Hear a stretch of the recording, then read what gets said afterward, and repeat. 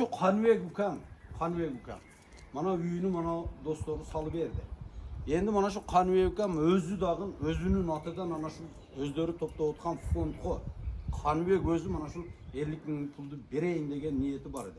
Mana şu Xanbek özü berip koysun. Ma Xanbek. Xanbek ber özün. Kim şu staj? Taşdemir.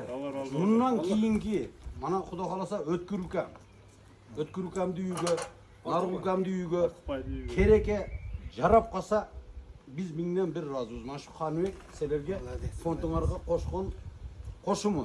Mal oblast boyunca 300 salta azdı hazır. Xanbek Ötkür artık payda aldı. Bizden kelebe kaldı. Bu Xanbek dostun atıdan Ötkür menen artık payını yügen salım oldu da bu. Allah razı olsun ha. Allah razı olsun. Rahmat kadar. Tam bu oğlan işte. Bu üylerde bizde mındaydan Ayderken emes Batken oblası boyunca ошол 1987 yılı tuğulgan balдар aslında mınday. 500 so'm, 1000 so'm, 20 ming, 100 minggacha bergeni var. Endi şartga jarasha berip ушинтип эми аяр киши классташ кыздарыбызга бир эжелерибизге да салдык, олорду энди багындагы интернет акпараттар чыгарып алдык сөзүн ачыгычы.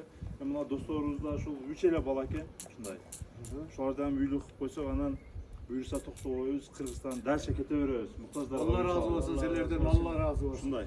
Allah razı olsun. Niyetingizge jetip, şol Xanbek dostuңар diye koşup oğla Katarga. Ya koşulgаны ушунда эң крупныйын Xanbek берип атат историяда.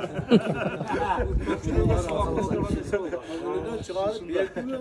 Endi barıp ana kozunu alıp hayette otursaňar barıp bir soyup jep jakşıla damda alıp kelip kalgandan Xudo kalasa İş эми бүгүнгө ухадына эртеден башталат. Rahmat ayşendir ha. Tam bu oğlan. Ya maşetten